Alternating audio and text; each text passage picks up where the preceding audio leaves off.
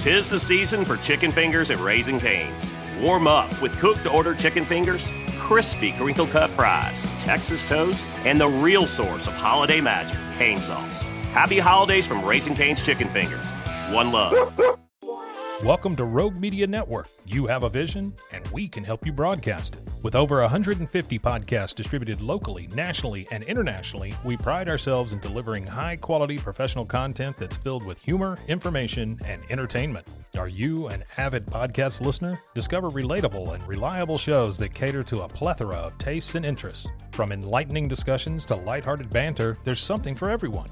And here's the best part. You can start your own show with Rogue Media Network. We specialize in providing a platform to amplify diverse voices and perspectives, making sure everyone gets a chance to be heard. So why wait? Tune into our podcast and explore a world of ideas and stories, or step up and let the world hear yours. Call us today at 254-300-7982. Visit us at roguemedianetwork.com or send us an email at hello@roguemedianetwork.com. Join the podcast revolution with Rogue Media Network today.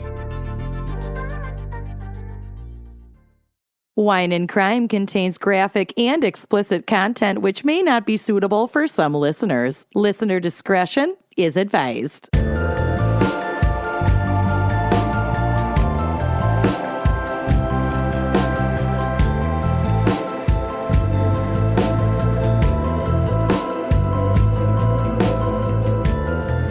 You are listening to Wine and Crime, the podcast where three friends chug wine, chat true crime, and unleash their worst Minnesotan accents. Oh, yeah. Sure And do.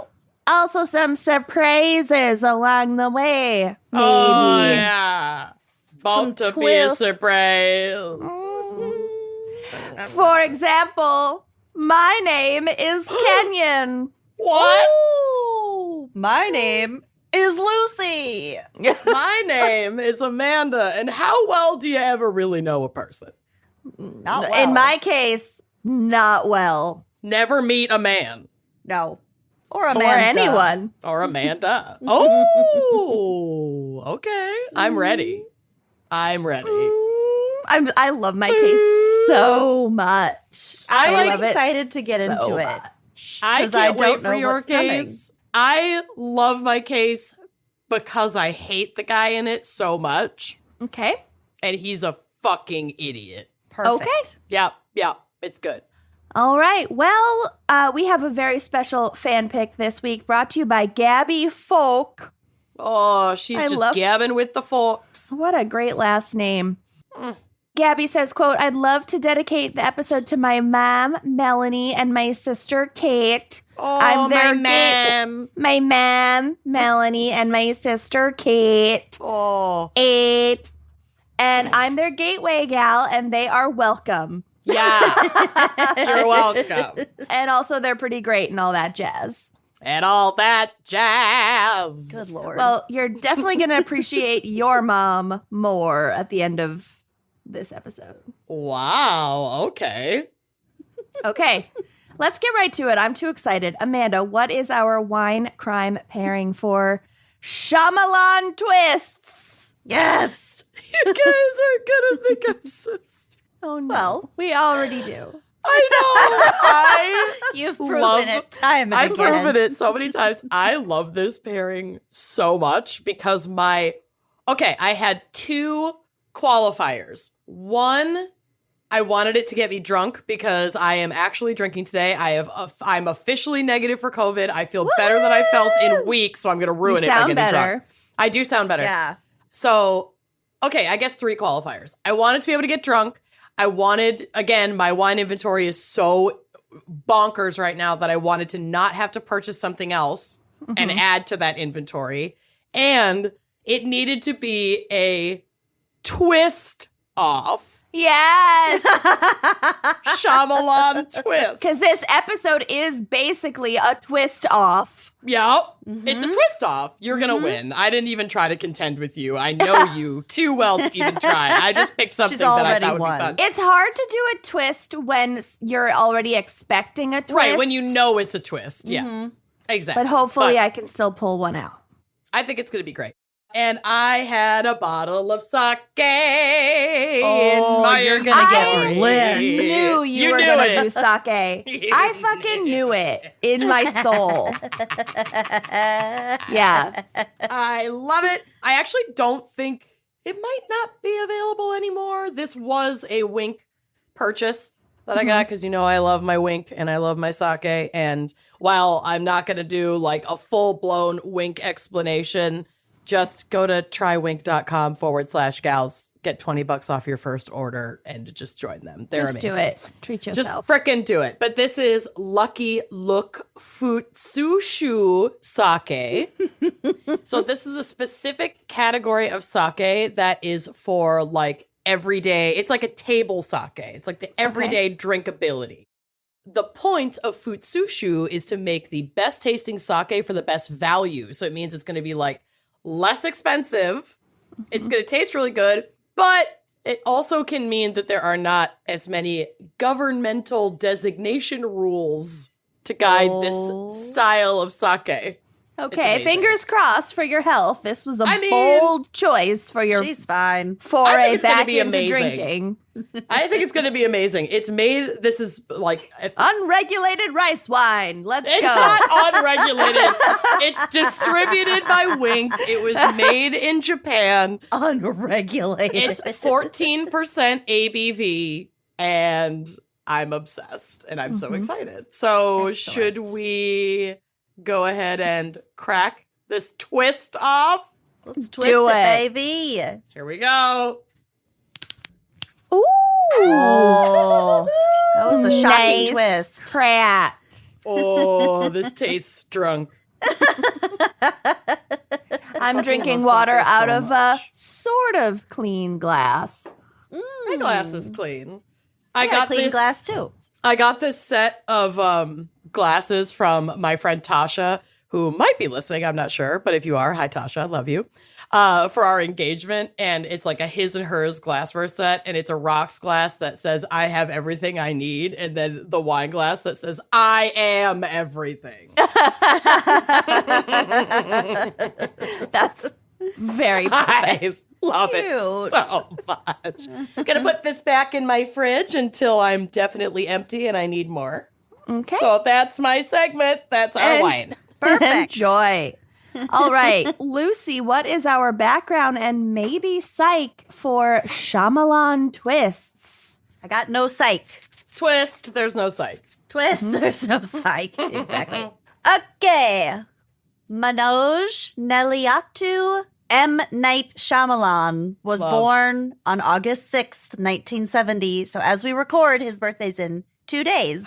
Yeah. Happy birthday That's to okay. you. No. He's listening. He's I super don't awesome. even like that song when it's It's someone's directed at you. present's birthday. Happy birthday to you. I just like harmonizing at the end. Happy birthday to you. Happy birthday, dear Creed.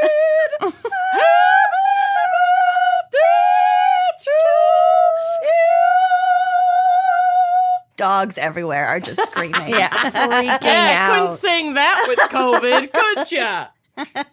Wow. Suck it. Okay, he was born August 6, 1970 in Mahe, which is in Pondicherry, India. I've been there. That's where Pi was from in Life of Pi. Nice.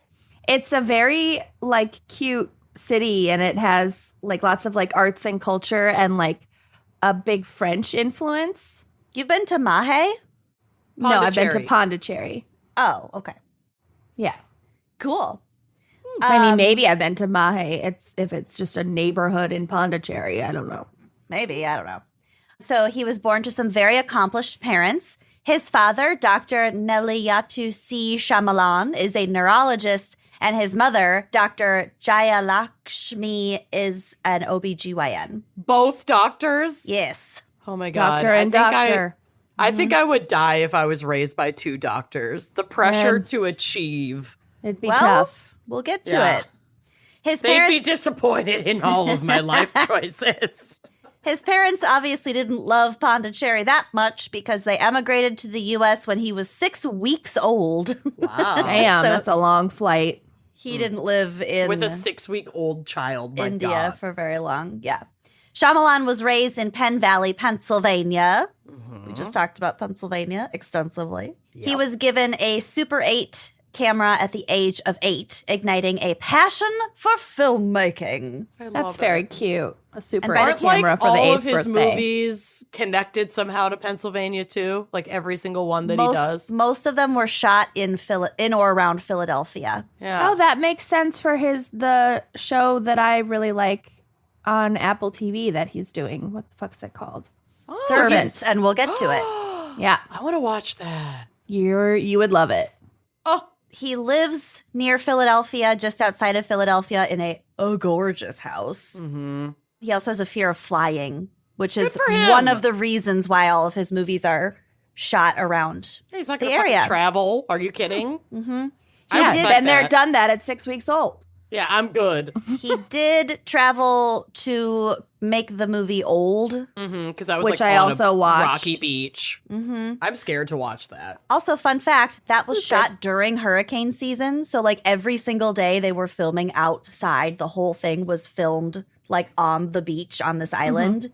So they were very Ooh, wary about the weather. that'd be Yeah. really scary. Was and that rough. filmed in the DR? I think so. Yeah. I forgot where, somewhere in the Caribbean. I think it was because we watched it and then we went on our baby moon to the Dominican Republic and Zach claimed that is where it was shot. There's no way to know. Yep. I'll Google it Can't later. look that up. By the time he finished high school at the age of 17, he had made 45 home movies. Jeez, So he was good for like- him. Almost He's as into many it. as us. We had made 45 ritualistic video we VHS made a lot. sacrifices of Madeline. And they all involved poisoning our husbands. Oh yeah, for life and a insurance huge money. wig. They can never see the light of day. It's all blackmail. It's It's called all blackmail. on the blackmail DVD compilation that you made I and know. distributed to all of us. Yeah. Don't show anyone else. Too late. So, though he was raised in a Hindu household, he attended a private Catholic elementary school and private Episcopal. I never know how to say that. Episcopal. Episcopal. EpiPen middle and high schools. He did not love the experience, saying that he remembers the Catholic teachers saying that anyone who wasn't baptized was going to hell, which as an elementary school student is A little little scary disturbing. to hear from Very your traumatizing. Teacher. Another teacher got mad that he got the best score in the class on a test, even though he, quote, wasn't even Catholic. Okay, because that is the identifier of your intelligence. Mm-hmm. How Catholic you are. Despite some bitchy teacher experiences, he earned the New York University Merit Scholarship in 1988, and he was also a National Merit Scholar. Fuck yeah. Apparently those kid. are- yeah, two different things. His father, like we sort of alluded, really wanted him to become a doctor, but his mother encouraged him to follow his dreams. Love so it. Shyamalan attended New York University's Tisch School of the Arts in Manhattan, Damn. graduating in our year of the Lord 1992. I had no idea he went to Tisch. That's fucking badass. That makes sense. And it was while studying there that he adopted Night as his second name. I love it. So M. Night Shyamalan. Just because he was like into horror stuff, not even, not, Just I mean, sounds rad. he just liked it. It just worked. he really liked Agatha Christie. He liked Cute. thriller mystery stuff. There wasn't any reasoning that I could find why he wanted Night as his name. Okay, I fucking love that, like, M. Night Shyamalan had Agatha Christie inspo. I think that's so precious. It makes Well, sense. there are several Yeah. Agatha Christie mentions in the research that I did, and also I have a quote closer to the end about it. Rad. I love it. So he made his first film while still at NYU, and it was called Praying with Anger. And it was sort of like autobiographical, kind of. Maybe a way to, like, process through some trauma of Some being Catholic in the Catholic school trauma. system. Yeah. system. Yeah. It was about like an Indian teenager, like finding himself. So, yeah. He wrote and directed his second film called Wide Awake, which actually featured some big names such as Wide awake. such I'm as not Dan okay. stepped on a rake. Stepped on a rake is the best one. Stepped on a rake. Your bag is fake. Your bag is fake. The bus is late. Okay. Amanda visited me a while ago, and for whatever reason, we were doing that. I was high. Whole weekend. I don't know. I just started doing it, and then everyone started doing it, and we were sobbing, laughing because it was just so fucking stupid, and we kept finding like dumber ones to do. That fit. A lot fit. That fit really well. Oh my God. Anyway, So his second film, Wide Awake, featured Dennis Leary, Julia Stiles, and Rosie O'Donnell. Oh my God. Star fucking studded. Yeah. But also, like, tell me you reached into a hat and pulled out names without telling me you reached into a hat. Right? Who's around this weekend? Okay, well, I was able to track It down was like Bop Julia It Stiles. at a That's a get. That's a get. Okay. Mad Libs, celebrity Mad Libs. This one's weird, but I think we can make it fit. Rosie O'Donnell's free? Sign her up. Get me Dennis Rosie. Leary's been out of the news for a while. It's probably pretty cheap. Okay. This was the 90s, so Dennis Leary was a Oh, get. yeah, you're right. And He was a get. All three were very 90s. Yeah. gets. All right. That is, yeah, star-studded. You're right. You're right. So despite this beautiful casting job, it didn't do great, pulling in only a little over $300,000 against a $6 million budget. I want to great. watch this movie. Where can we get it? Ouch. Yeah. Probably for free anywhere. I'm going to look it up. YouTube. I was also shocked to learn, get ready for this, that Shyamalan was a ghostwriter for fucking She's All That. I knew that. How? I don't know how. I think because we watched She's All That. No, but he was a ghostwriter. I don't He know was how not I knew. listed. He was not given credit for this. Maybe we Googled M. Night Shyamalan when we watched Servant. I don't know, but I learned this factoid recently, and it is wild. And he's given like interviews about it. Yeah. This is amazing because that movie is incredible Yeah. and like holds up. Yeah, I mostly. mean, Yeah. I had mixed feelings about him before I started my research, but I actually I love M. Night Shyamalan. really like him now. Look, not every movie you make is gonna work, but No, like but watch some of 'em. The Visit. Holy shit, that movie's good. We'll get to it. Oh, so scary. So scary. He also co-wrote the screenplay for the like computer animated Stuart Little. Oh my god. Isn't that cute? He is a Shyamalan of many hats. He is a living Shyamalan twist. Yes. So this man is full of surprises. Shyamalan gained international recognition when he wrote and directed 1999's The Sixth Sense, which became the starring second. young Lucy Fitzgerald. Yeah. I remember screaming out loud. At Misha Barton. Yes, when Vomiting. she flipped open the tent or whatever. And Yeah. she's just standing there. She's under the pale, table. Sunken eyes, puke rolling out of her mouth. But yeah, when she pushes the box with the VHS tape out from under the dresser, that is Lucy. Yeah. Yeah, We that's replayed exactly that what moment. Lucy looked like at that Yeah. age. Yeah. Body frame, sunken eyes, cute Hair. little bob haircut, Set middle part, probably. middle part, little Yeah. bit thin hair, just Mousy absolutely brown. perfect. Little mouse. I'll own it. I mean, the movie's incredible. Rejoice. It's so good. It added an Rejoice. extra layer of Rejoice. authenticity to all of our movie viewing experiences. Yep. I'm the creepy one. Nothing has changed. I'm not okay. I'm not okay.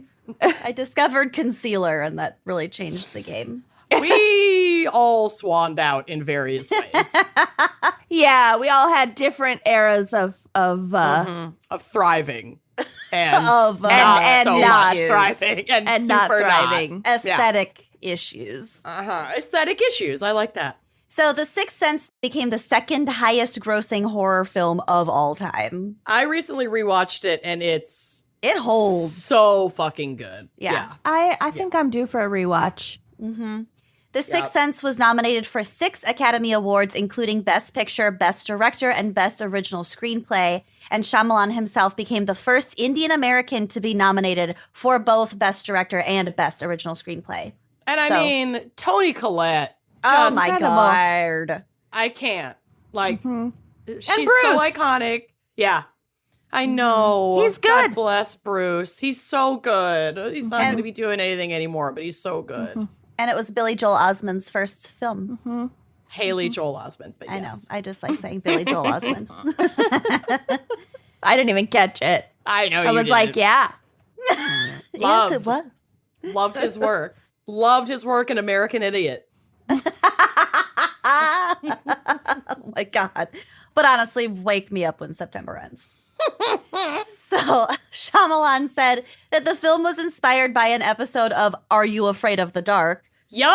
Specifically, the episode called The Tale of the Dream Girl, where the premise was that the lead characters are being ignored by their friends and family, and they don't understand why until they're They're dead. they're dead at the end of the episode. Are You Afraid of the Dark? Spoiler. Is so good. It's so good. It's my favorite. You can stream them all on Paramount Plus. This is not a paid ad. I just need everyone to know. Not a drill. I'm cold. I get like a rush of like oxytocin when I see Yeah. the match lighting. Are you kidding me? That opening sound where it's like, and then it's like a creaking boat. I like lose my shit. It's so good. I was raised on television. These shows made me who I am today. I didn't have cable for a lot of years, so I missed out on My a grandma lot. had it. I could only watch it at my grandma's house, which probably added to the good memories because I could like. She had 2 cats. Her house always smelled good. She always had M&Ms in a dish. Everything Classic you need grandma. as a kid. Yeah. Yeah. 2 cats and M&Ms in a dish and some cable. That's it. Done. Yeah. Who needs health care? I'm good. We pushed her L-shaped couch together to make a bed boat.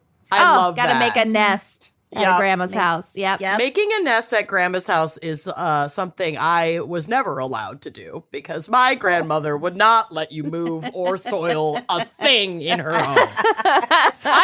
Frankly, either grandmother. Well, who would That want to was sleep on a plastic couch cover anyway? Literally, my grandma Helen's furniture in her living room for like decades was like wrought iron outdoor furniture with those like rubbery cushions on them because she loved the like Baroque look. Oh my God, what a weirdo. It was the least comfortable furniture. She never owned a comfortable chair. And she got rid of my grandpa John's lounge chair because it was hideous and replaced it with this like, I'm looking at it right now, this like French hand carved. I mean, it's a stunning chair, but my grandpa was like, I can't fucking sit in this. So he would like sit in a lawn chair in the garage. I'm old. I or cannot sit in this. he like hung out in the garage, or I think he In was a allowed to have his lawn chair. recliner in the lawn chair. I think he was also allowed to have his recliner in the unfinished basement where he kept his tools. He just went down there and sat in the dark. Are was the you only- afraid of the dark? It's the only comfortable place for him to go. Poor Oh bastard. my God. Bless him. Yeah. So God. making a fort would have been more of a visiting Auntie Gail A nest. nest. Yes. Oh, bless Gail. I love that bitch. Okay, fun fact about The Sixth Sense. This is from cracked.com.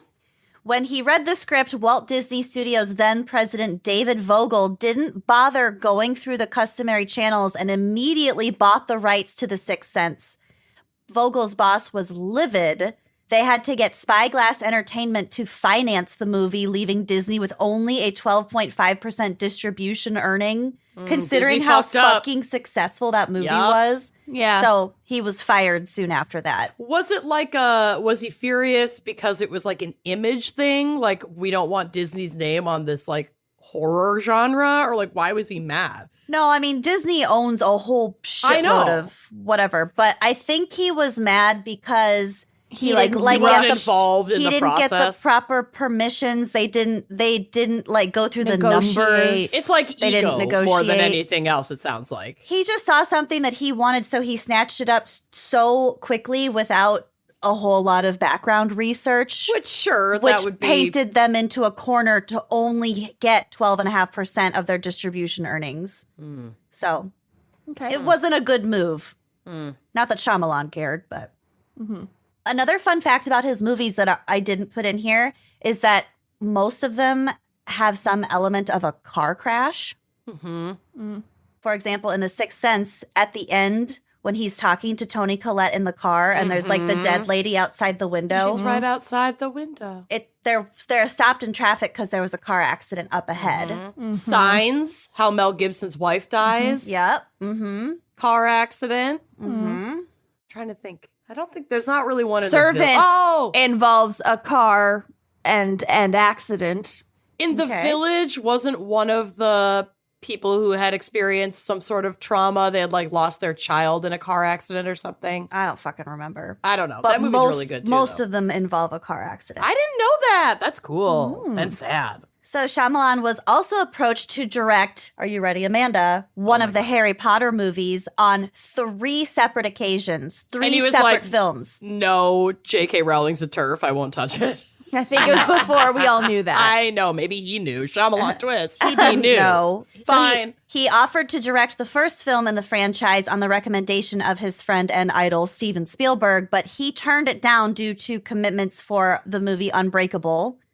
After the massive success of Signs, he was again approached to direct for Harry Potter and the Prisoner of Azkaban, and then later for Harry Potter. Which has a Shyamalan twist. There's a big Shyamalan twist in that book. Turned movie. Okay. About Sirius Black. So would have been a good fit. Okay. And then later for Harry Potter and the Goblet of Fire, but he turned both films down to work on The Village, and then also his since dismissed adaptation of The Life of Pi. So he was going to He was too busy. do the Life of Pi movie, but something else got ended up fucked. doing it. Yeah. He did want to direct the Harry Potter movies, though, saying, quote, "The themes that run through it, the empowering of children, a positive outlook, you name it, it falls in line with my beliefs. I enjoy the humor in it. When I read the first Harry Potter and was thinking about making it, I had a whole different vibe in my head of it." So that would have turned out very really different. Yeah. But these meetings, these Harry Potter meetings, were also where he met Rupert Grint, who plays Ron Weasley and who now appears in the show Servant on Apple TV. Yeah. He's in that? Oh, yeah. He's one of the main characters. Okay, I got to start this tonight. I know. Yeah, Give me your you're gonna login. You're going to Okay. friggin' love it. I've been saying so for months. I don't remember you talking about Servant, but I did. She's told me because I like Okay. M. Night Shyamalan. I did watch Severance on your recommendation and loved it. So I'm not blowing you off. I just don't remember you saying that. So I'll start it tonight. Okay. Great. I'll report back. Okay. Don't be mad at me. I'm not mad. I'm happy. She's I'm serious. fine. I'm fine. I'm not mad. My back hurts. So my face is unhappy. That's the grimace. Yeah. I was like, why are you? No, I'm looking not at me mad. like My back just really hurts. Okay. I'm very fragile. Onto The Village, the ending of which Kenyon totally ruined for me. Do you remember this? I called that twist so 5 fast. minutes into the movie. I'm Less. actually shocked that you did because I did not I called see that it coming. literally. I called it in my own brain. Like Lucy said, like 5 minutes into the Opening movie. credits. In your own brain, I have a vivid memory of you just eating Blurting buttered it out. popcorn and just going, I bet you that this takes place in modern times, and that's going to be the twist at the end. And I was This like, is you Kenyon's trauma for being forced to work at I'm- like fucking Fort Snelling as like a butter I'm churner or Murphy's some shit. That was Landing. Murphy's Yeah. Landing. That's right. One, yes, we had done camps at Murphy's Landing, so I was well aware of that, The existence existence. of these villages.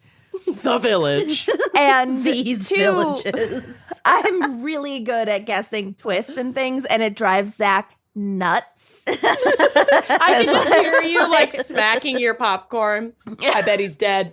Yeah. Just Bet he's been dead the butter whole time. all over your lips.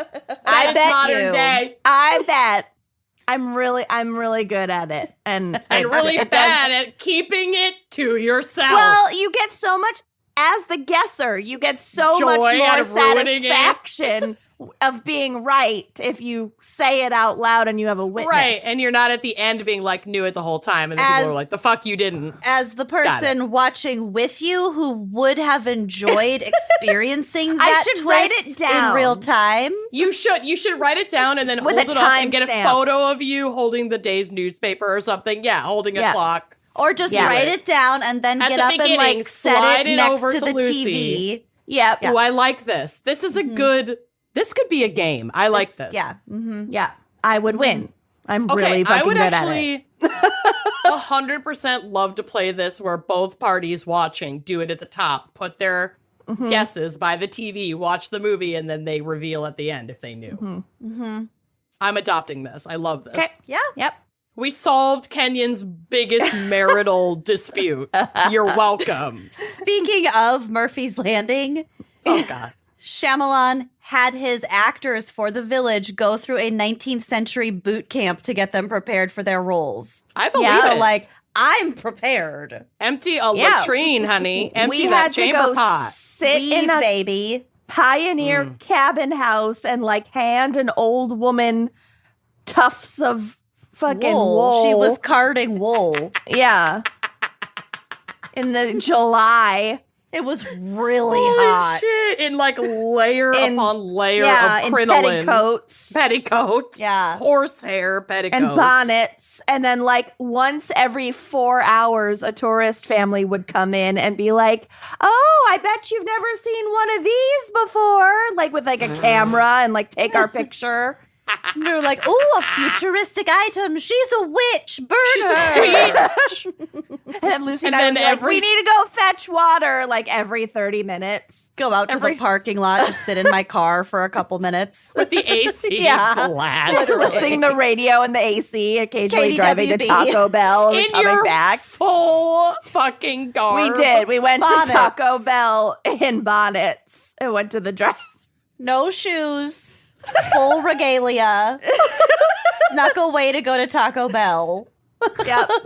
It was awful, but really funny. Come looking back on with just it. like one diced tomato stuck in your bodice. And like Baja Shredded Blast cheese. mouth. Chewing on one of those cinnamon twists.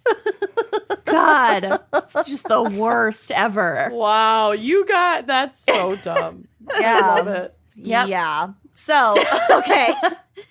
Shyamalan was also approached to direct 2000's Spider-Man, 2002's Batman, and The Chronicles of Narnia, The Lion, the Witch, and the Wardrobe, but he turned all of those down for other projects also. I wish he had done the Narnia one because it's not Wouldn't as that good have as the been really BBC good? version Yeah. at all. Would have been good. And despite being a massive Steven Spielberg fan, he also said no to writing the fourth installment of Indiana Jones because he had such respect and high regard for it. He didn't want to fuck it up. Mm-hmm. So he said, quote, I was asked, but it didn't work out.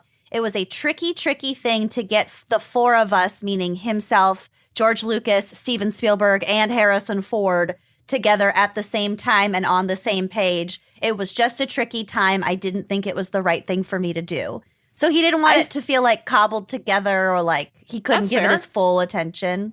That's really fair. I heard somewhere recently that like somebody asked if like Chris Pratt maybe wanted to be the next Indiana Jones, and he like talked to Harrison Ford about it, and Harrison Ford was like, don't you get it? I'm Indiana Jones. When I go, it's gone. Oh. Also, fuck you, Chris Pratt. Yeah, I don't like Chris Pratt. Eat my ass, Pratt. Pratt. But so he might actually have been better off with those movies because beginning in 2006, Shyamalan hit a little bit of a bummer streak Yeah. with The Lady in the Water. Which I think is actually good. I don't think that's in the bummer pile, personally. It's not my kind of movie. It's but not The Sixth Sense, but it's a beautiful movie. also followed by The Happening. Worst movie ever made. Yeah. Absolutely awful. Mark Wahlberg is already trash for 1,000 reasons. But it was like What he was that one about? That's the one where the trees are trying to Killer kill trees. people. They Oh, make God. people die by fucking- suicide. Zoe Deschanel, who I already am like meh Like, everyone gets it. You're like a quirky hipster and you sing like that. Like, no one gives a fuck. But whatever. She drives me nuts, too. But Mark Wahlberg was, like, given the specific instruction to be the worst possible actor he could muster being in The Happening. I'm convinced. I saw that in theaters and I left agape. I had no idea what I had just experienced. See, I kind of felt that way about Signs. I didn't think Signs was very good. Well, like you're Signs. insane. Signs is amazing. Okay. So, bye-bye. So The Happening, followed by The Last Airbender, followed by Woof. After Earth. I never saw that. That's the one with Will Smith and one of his kids. Fun fact about After Earth, the production company purposely didn't put Shyamalan's name on the movie poster because they were afraid it would scare people away. It would turn people off from it. Because the movies had been so bad Because he'd recently. had such a bad he had streak. a bummer streak. It became like a thing. It was. He became it was like a meme. yeah. yeah. There was Which, like, something... it had to have just been because he was He was so so good. big. Yeah. And Yeah. like everything he touched turned to gold. And then this couple years where it was just like, what? Like, are you okay? Like, it was is like someone- a really It was big like- sophomore slump. It was It like was 10 weird. years. Yeah. Yeah. It was a while. And then I read something about somebody coined the term the Shyamalan groan, which was when the credits were like going on a film and people saw that his name was on it. There was like an audible groan. in the theater. Yeah. No, Isn't that sad? that's so sad. He just tried to branch out. Ugh. So His career's kind of been Ben Affleck-y. Yeah, like you go through a rough patch and then you kind of come back on top. Well, I think the truth was that he was just better at thriller and horror movies, but he just didn't want to admit it to himself at the time. And this is from Rolling Stone. In his 20s, Shyamalan said, quote, "I don't think you could have told me that making thrillers for your whole life wasn't a bad thing. At first, it was a sense of, hey, I can make anything. But that's hypocritical because when I pick up an Agatha Christie novel in my library, I have a strong expectation. So I get it. When I became happy with the idea of making thrillers for the rest of my life, everything went right." So finally, in 2015, he got his groove back with The Visit. Yes, and that movie is fucking awesome. I feel like it's so underrated. Like, it's really fucking scary. It's scary. Yeah. So one of my other favorites, released in 2017, Split, is easily also one of his really top fucking 3 good. films. that Kenyon, movie have you is seen it? nuts. Oh my God. It's And a what's guy, his face, the British guy who's in all the X-Men movies, is so good in James that. I don't McAvoy watch- or something? Yes, James McAvoy. Oh my God, I don't he's watch so- a lot of. Oh, yes, I've seen that where he has multiple personalities. Yes. Yeah, I've seen that. That is His good. performance is unbelievable in that Unreal. movie. It's Yeah. so fucking good. So I did if you see that. haven't seen it, you should see it. And I'm about to spoil the ending for you. So skip ahead if you don't Paula want to hear Kenyon. this next part. Paula Kenyon. Yeah. Skip. Here I go. The ending has a classic Shyamalan twist in that Bruce Willis shows up at the last minute, setting the film up to actually be a sequel and also like a villain origin story for Unbreakable. Yeah, like a prequel, right? Kind of. Doesn't it come in the timeline? Doesn't that put it before Unbreakable? I don't think so. I think it puts it So after. I definitely missed that, But I'm because not I never positive. saw Unbreakable. I didn't love Unbreakable, but it's pretty good. Like, it's not my favorite, but it's pretty good. And then one of his more recent movies, Glass, is like the third film. Like Unbreakable was on its own, Yep. and then he did Split, kind of designed to merge with Unbreakable, and then Glass okay. is like with all of those characters continuing the storyline. Yeah, and isn't Samuel L. Jackson in that? And he's Mr. Glass, and like his Yeah. bones are like so brittle that okay. That's okay. him first in Unbreakable, which by the Got way, Shyamalan wrote Unbreakable with specifically Samuel L. Jackson and Bruce Willis in Cool. mind for it. Ooh, I like that. Cool. So Glass sort of combines Split and Unbreakable. They're all really good movies. And this is coming from someone who really does not care for action and superhero movies. I But enjoyed it's like all of them. It like is a superhero movie, but it's not. Well, Like it's not like Marvel. He Like it's wrote not. it.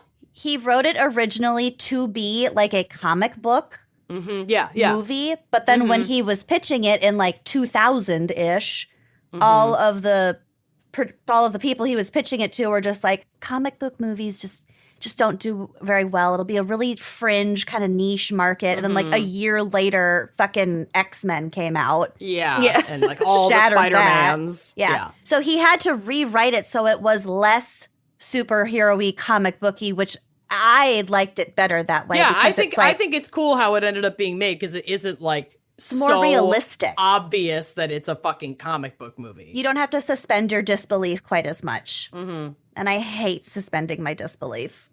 Mm-hmm. I cling to my disbelief. Oh, yeah.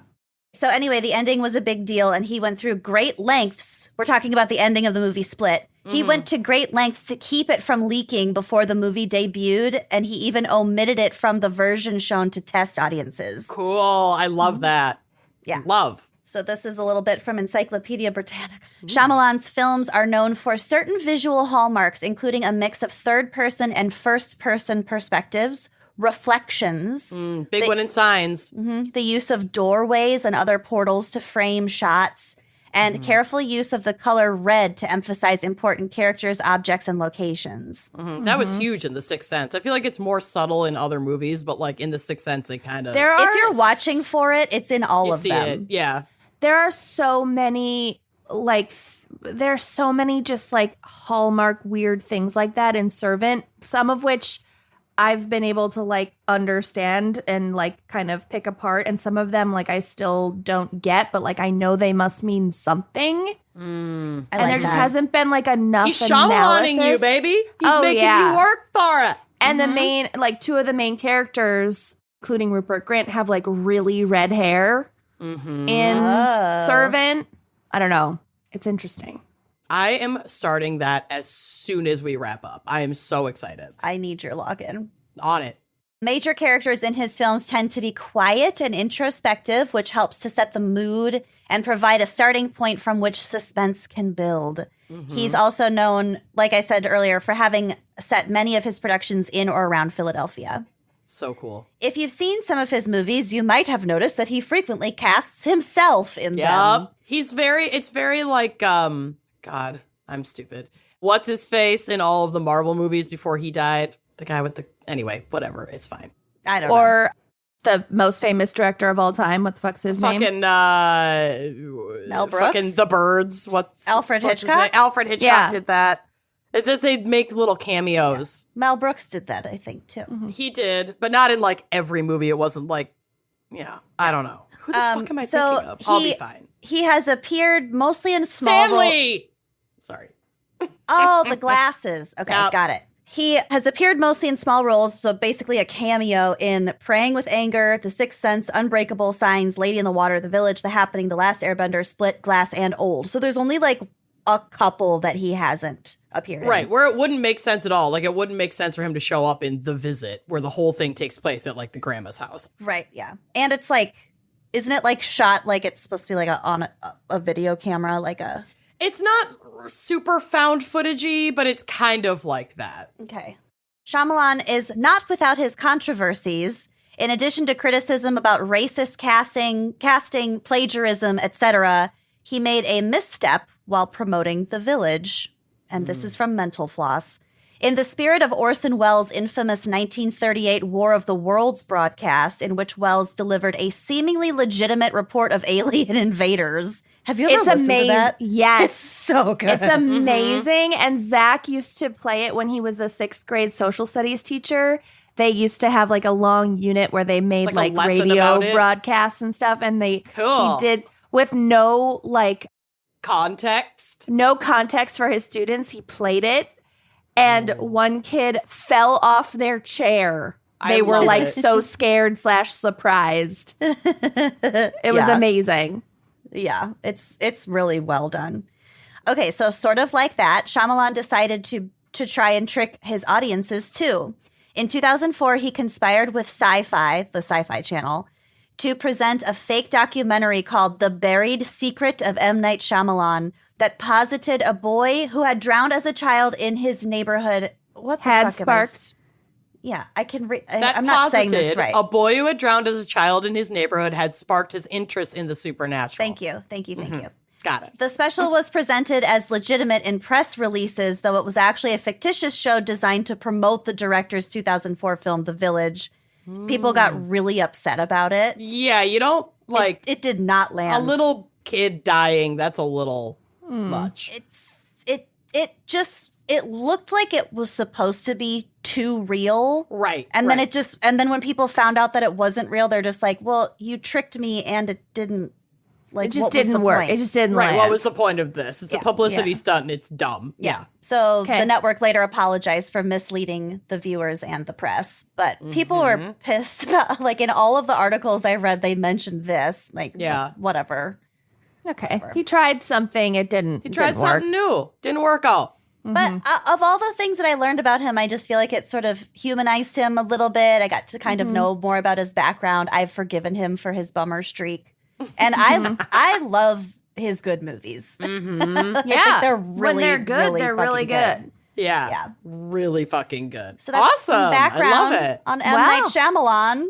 Well done. Thanks. Love. I hope we're not about to go into a bummer streak. I don't think we are. God. I'm in love with my case. Great. So let's hear a quick word from our sponsors and then get right to it. Let's die. Shopping for clothes can be super daunting, especially online. Like, I never know if things are going to fit. Returns are a huge pain in the butt. Sometimes you don't even know where to start.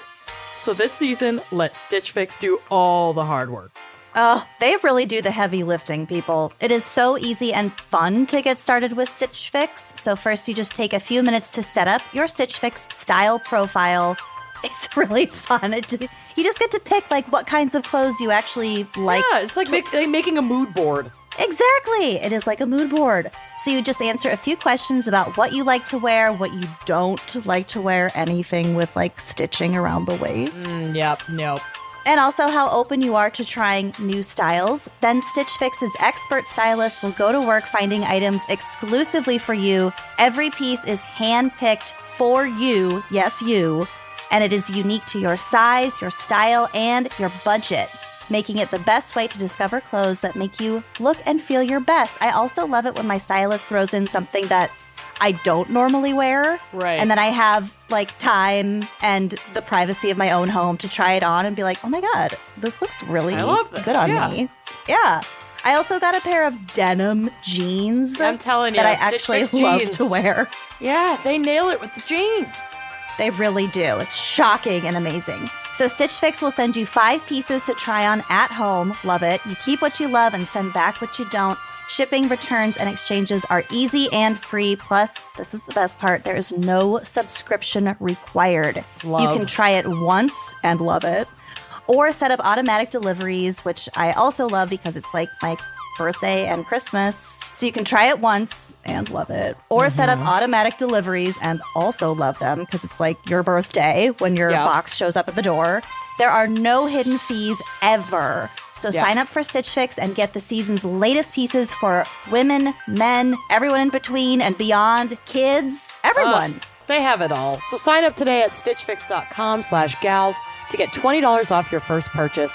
That's stitchfix.com/gals to get $20 off your first purchase. Limited time offer. Purchase within 2 days of sign up and treat your wardrobe. Trade it. Feeling a little anxious and overwhelmed? Yes. Yes. These feelings can make it hard to shift gears and get in the mood. But with Dipsy, you can focus just on what makes you feel good. Yeah, very good. So Dipsy is an app full of hundreds of short, sexy audio stories designed by women for everyone. They bring scenarios to life with immersive soundscapes, love a soundscape, and characters, like characters with accents, hello. Hi. No matter who you're into or what turns you on, find stories about that intriguing coworker with a British accent. Yes. Or hooking up with your hot yoga instructor. Ooh. Yeah, we've all been there. Hear the sexy voices of Sarunas J. Jackson, ER Fightmaster, Luke Cook, and many others in stories like you've never heard before. New content is released every week, so in between listening to your favorite stories again and again and again, you can always find something new to explore. Dipsy also has sleep stories. Who doesn't want Love. those? wellness sessions, and now they also offer written stories if you need to keep the volume down, if you know what I mean. It's your go-to place to spice up your me time, explore your fantasies, or heat things up with a partner. That's right. And for listeners of this show, Dipsea is offering an extended 30-day free trial when you go to dipseastories.com/gals. That's 30 days full of access for free when you go to DIPSEA stories.com/gals, dipseastories.com/gals, and treat your mood. Straight up. So, Why are we like this? I don't know. Oh, during the ad break, we're just like for no fucking reason. I felt like a Muppet for a minute. Yeah, it felt right, so we did it. okay, the former mining village of Bedow, Wales, has a reputation as a safe, somewhat sleepy community. I did not do geography because Welsh is just so wild of a language that Too much. it's beyond geography. Top it off my sake. Good God, I love it. So it's this I tiny little. have a drinking game in my case, so it's gonna get toasty. I'm just drinking water. Well, Catch up. All right. So tiny catch little Welsh village. Okay? It's not unusual for a year to go by in which the local police by anyone. Yes. in which the local police log not only no missing persons reports, but also no assaults and no 999 calls, which is like their 911. Idyllic. Yeah. So like that is how small and sleepy and peaceful this village is. They can go Nothing happens. They can go a year without a 911 call. I like that. So back in 1997, a funky, like hippie, witchy, artsy lady named Lee Sabine moved into this tight-knit village community. And there are some photos on the drive of Lee. If Okay. you want to check out her vibe. I do want to check out her vibe. She's like kind of gothy. Elderly Lee elderly is incredible. arts teacher.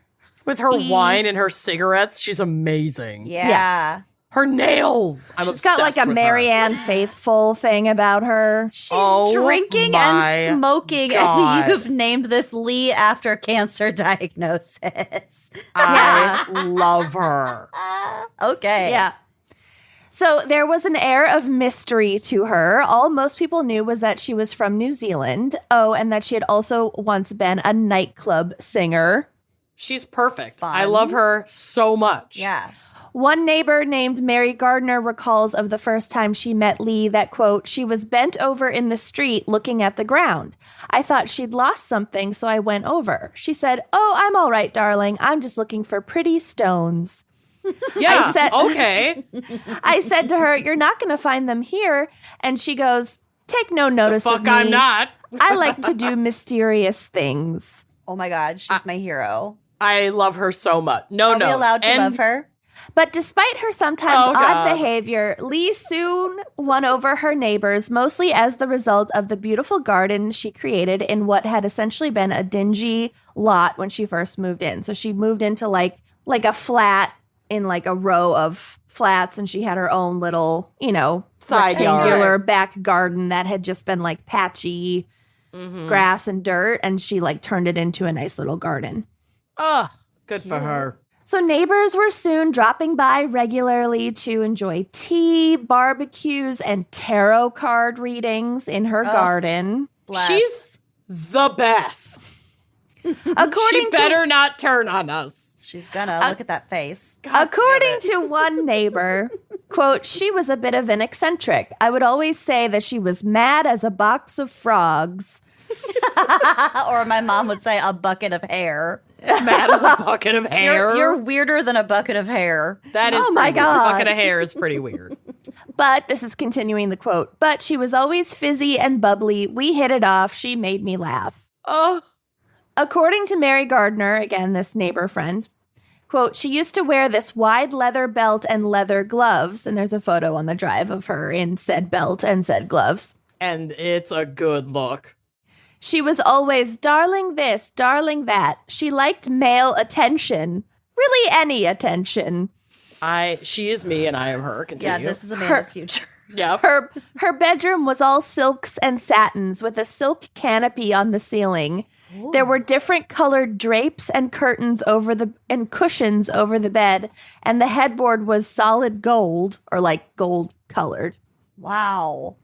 I told her bedroom was like a tart's boudoir. I'd never seen anything like it, but I liked her. She was a character. Tart's boudoir. Am obsessed with Lee. And I'm obsessed with Lee after cancer diagnosis. Yes. Specifically.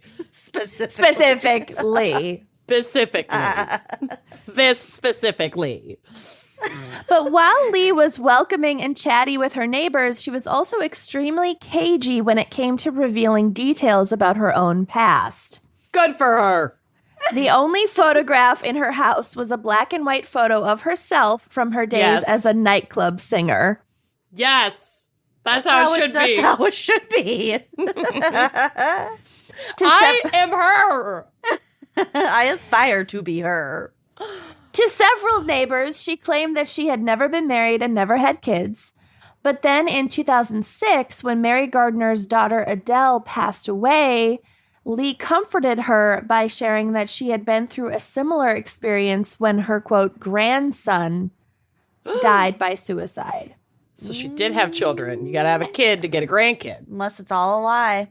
And then the stunned Gardner reminded Lee that she'd always said she had no children. And Lee backpedaled, saying, "Oh, he's not mine. I just refer to him like that because we were close." Okay. Which I could also see. I mean, Amanda. Yeah, I mean, that's also me. Yeah. Yeah. Be like, if Oscar gets married and has a child, that child will be my grandchild. God grandchild. And he's not even officially your godson. He is. He is. That has been made official? Made official. I forced her hand, but it is now official. So Lee apparently also made vague references to other neighbors about having been married at some point in the past. She told people that her husband had been violent and unfaithful and that she had left him, and then she told others that he had abandoned her, but it just kind of sounded like she'd been married, but it was so long ago and didn't work out, and it wasn't like a good experience that she wants to talk about. Mm-hmm. It wasn't until Lee was diagnosed with brain cancer that she began revealing more concrete details. Brain cancer. The tumor made her tell the truth. Almost. While she was in the hospital receiving treatment, she befriended a woman named Lynn Williams, who was there visiting a relative. As Lee's health continued to deteriorate, the two became extremely close. So this was over a period of like several months. And this Lynn woman was visiting a lot, and Lee didn't have a ton of visitors, and they just like really hit it off. They hit it up. Yeah. Williams remembers that, quote, "There was always a sticky silence when she talked about the past, but she opened up a bit about her children." Liar. Lee told her new friend that she actually had 5 children. Oh my God. That's a lot of kids from 0 kids. Yeah. 3 girls and 2 boys, all of whom she and her former husband had abandoned in New Zealand when she was 28 years old. She had 5 kids by 28. I mean, I might have abandoned them too. That's a lot. Someone should have checked her nipples to see if she had kids. She's not a dog. You can tell if cats have had kittens because they have long nipples. Same with dogs. I think that works with people too. Yeah. Oh my God. Someone should have checked her nipples. What do my nipples say? She probably would have shown them freely. There's a complicated tapestry woven in my nipples. You might have had some kids you don't know about. I might have. These things are a mess. These things are a mess. They're like tree rings. Yeah. They can carbon date by your nipples. I don't know. Something's off. Anyway, third love. Okay. Whenever Williams, this woman, tried to ask questions or clarify details about this story of the 5 kids and the abandonment in New Zealand, like, wait, what? Oh, slow down. Back up. Lee would change the subject. I bet. I fucking bet. So then, Anyway, can I see her nipples? So then, on October 30th, 2015, Lee Sabine succumbed to brain cancer and died at the age of 74 in the hospital. That's too bad. No! Lynn Williams, who spent a lot of time with her in her final days, believed that Lee was trying to work up the courage to tell her something before she passed, but she never did. Oh my God, solve the mystery. Consult a psychic. Yes. On one occasion, she even blurted out, quote, "I've got a secret," but then quickly changed the subject. And on another I need occasion, to do this on my deathbed, even if I don't have a secret. I've got a secret. I've got Come a secret. closer. I have something to tell you. If I could time my death like that, I would absolutely do that. Are you fucking kidding me? I am going to torture my surviving loved ones with this. I am logging this away. Great party trick. I've got a secret. On another occasion, she told Williams that she was going to mail her a letter so that it would like arrive after her death Okay. with the secret. But Bitch, just tell me now. but no letter ever arrived. That's cruel. So in her final weeks, Lee also spent a lot of time with another woman that she was close to. This person was named Michelle James. She was her next door neighbor, and the two houses were part of that block of flats, and they shared a back patio. Mm-hmm. So to Michelle, Lee had made joking references to an old medical skeleton she had in her house. Luck. I love her so much. She's probably going to be an awful person. I don't care. She told Michelle that she thought it would be funny if she were to put the skeleton up in the attic so that after her death, it would scare people who moved into the house after her. She's right. It would be funny. And She this is is a perfect amalgam of me and Lucy. So I know. Totally, know. because I've done that. Oh, yeah. And In this your was kitchen 2015, remodel. so this was like people, like the meme of doing this Already out there. hadn't happened yet. Oh, I You know guess what I mean? Legit. She invented it. She invented it, It basically. was her idea. And so one morning after her death in November of 2015, so about a month after her death, Michelle James found herself alongside with a friend who was just there on the patio she shared with Lee, bent over a large package wrapped in several layers of plastic. Oh my God. From the size of it, she assumed it must be the medical skeleton that her late neighbor had referred to. Oh my God, oh my God, oh my God, oh my God. Oh my God, oh my God, oh my And God. it was. No, I'm kidding. And that's my case. The end. Twist, this lady was just great. Well, I wish for once you would do that. There are God. conflicting reports about where exactly Michelle James had found the plastic wrapped skeleton. Some sources claim that Lee had been keeping it in the garden, and others say that it was hidden somewhere in her house. Like on display? No, Or wrapped. still in the wrapping? Wrapped in Okay, layers and layers of plastic, and then vacuum sealed plastic for part of it. Why didn't she So- open it? I'm confused. The assumption is No, we're saying Lee had kept this Yeah. plastic wrapped skeleton. And now Either she's in laid her this garden or her house. We don't know. And now her and now neighbor. she's laid the foundation of, I have this medical skeleton. It's like she's trying to throw people off the scent as a last ditch effort as she's dying. Got it. Okay. That's what I'm getting. So from nothing this. was mailed. No. For some No, it reason, was I thought letter never happened. I thought the packet. I thought the skeleton was like a package that had No, been it mailed. was just found in her house after her Got death. it. Okay. Found in either her house or her garden after her death by her neighbor/friend who was going through her personal effects. Got it. Okay. Either way, it didn't take long for Michelle to realize that what she was unwrapping was not a funny prop or prank from her friend. Oh my God. Oh my God. As oh my she God. cut through the final layers of plastic, an unmistakable odor emerged from inside, and she began to scream. Oh my God. So, I mean, even if it was a real medical skeleton, it wouldn't be in active decomposition. It would be fully. Yeah. So, like, oh, holy fuck. Oh my God. Yeah, I have this rotting corpse in my house. It's a medical skeleton. It's fine. Bye. I'm going to die now.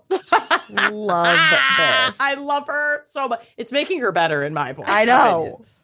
So Michelle's friend, Ryan or Rianne, I don't know, ran inside to call the police and report what they had just fucking discovered. When police arrived, they finished unwrapping the plastic bundle, and it revealed a partially decomposed but pretty well preserved human body. Yeah, because idiot, you basically like accidentally mummified that fucker Yeah, by it was vacuum shrink sealed. wrapping it. Yeah. What if, oh my God, when you open that, it would be so nasty. What if when she called like the cops, liquid. when she called the cops, the number had been like disconnected because no one ever called the cops anymore? This is In their that town. first 999 call in like years. I forgot that we were in the sleepy town with no emergencies, too. Yeah, This is a big one.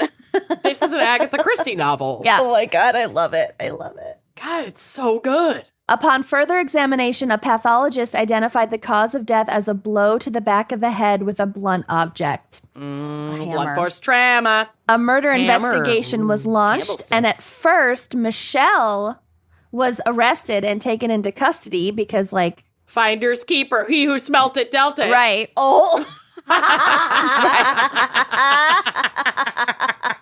Ish. Fucking ish. But upon questioning her, police soon realized that she had nothing to do with it, and they turned their attention to the now deceased Lee Sabine. Oh my God. They discovered that a man named John Sabine, an accountant and Korean War veteran, had once lived at that flat with Lee, but none of the neighbors ever like remembered meeting him, and there was no record of his death. It was like he had been there briefly, hadn't made any Much of an connections. impression. Yeah. And then was suddenly gone. Or was he? No death Suddenly record. shrink wrapped. John and Lee Sabine had signed a joint lease and moved into the flat together in February of 1997. John had also registered to vote in town and like registered for some like government benefits, I think. So he was real and he was there. Yeah. The last sign of him was in April of 1997 when he had called in a prescription to a local pharmacy, but he never came to pick that up. That was like the last trace of him. Yeah, he moved. I don't know. So after this, John seemed to vanish without a trace, and no one ever reported him missing. Because they were new in this sleepy ass town. He was only there for maybe like a month and a half and then disappeared. My God. Yeah, the only person who would feasibly report him is the one who probably killed him. About I love it. About 3 weeks after the body was discovered, police were able to track down a relative of John Sabine's. This was his son from his first marriage, now like an adult, who agreed to provide a adult DNA son. sample. His adult son. His adult son. The sample was a match for the remains discovered on Lee's property. Shocker. Was that the twist?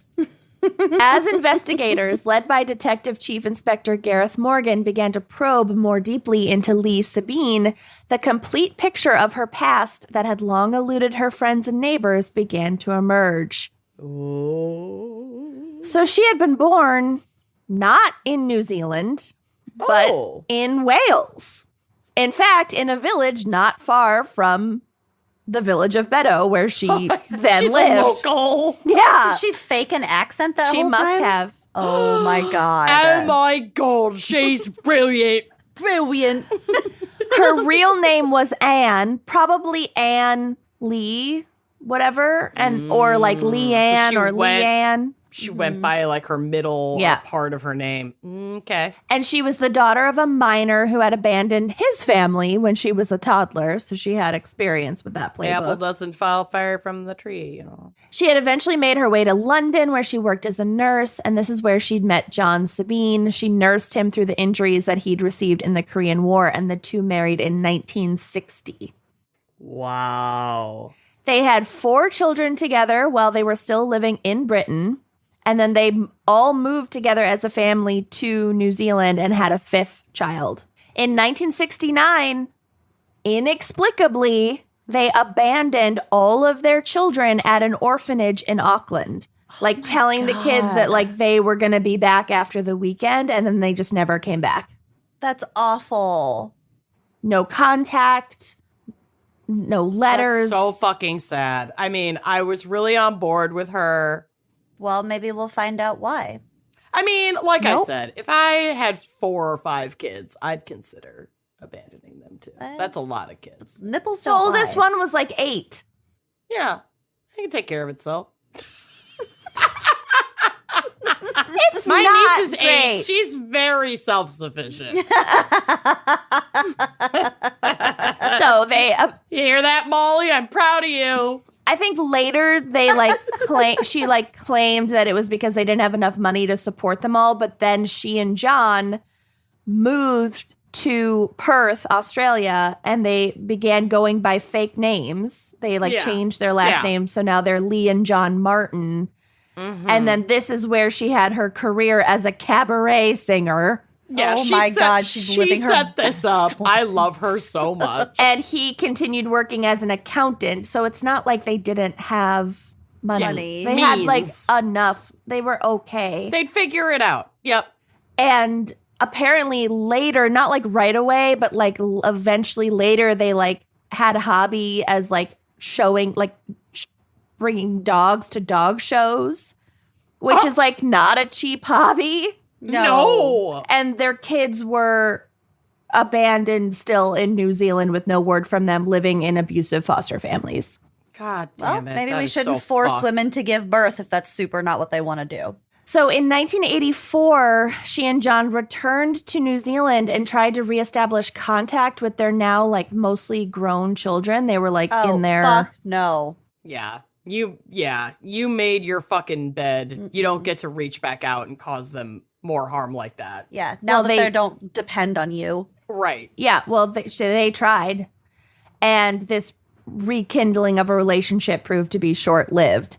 So one of their I wonder old if she wanted like money or something, or was like doing something fucked up, or if she just had like a moment of guilt and acted on it There's- and reached out to her kids. we don't know, and like Okay. it'll get even more bizarre by the end. Great. Great. Great. So one of their older daughters contacted the authorities after they reached back out. And what actually happened was they moved back to New Zealand, and then 10 years later, they reached out to their kids. God, these people. And have they'd been some like balls. showing dogs Yeah. under fake names, Listen.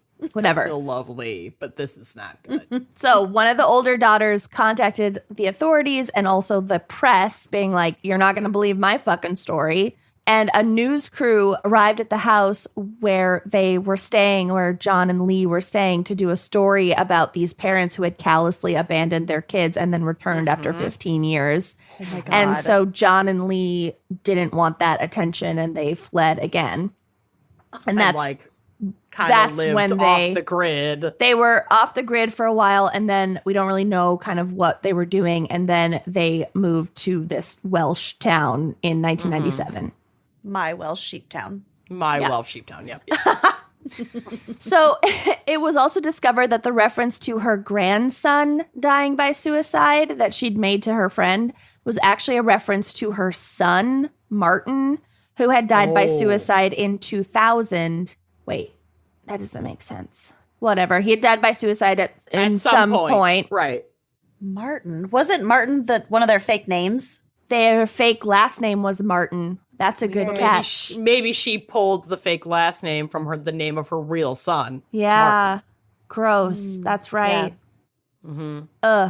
So indicates that she had been like keeping tabs on her kids, like from afar, but also like not enough to intervene or like care about them. And they had horrific foster families and just horrible abuse throughout their childhood. God. But for all the information investigators collected about Lee's past, nothing proved concretely useful for proving that she had murdered her husband of almost 4 decades. Yeah, maybe he just died. And she was like, I don't know how to deal with this. He just Wrap him died up. naturally of blunt force trauma I'll to the take back it of to the go. head. I'll take Anyone it to would go. suffocate being, shrink Vacuum wrapped. seal.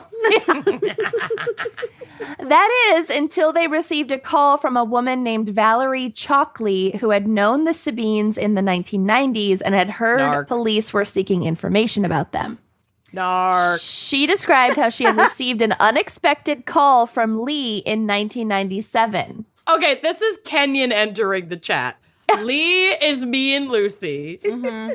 This is Kenyon scrolling through the news one day. Newspapers.com. Perusing newspapers.com, unexpectedly seeing an article and going, I got got info. info. I know. I'm going to squeal like a canary. Like a little piggy. Oh, she's got juicy info.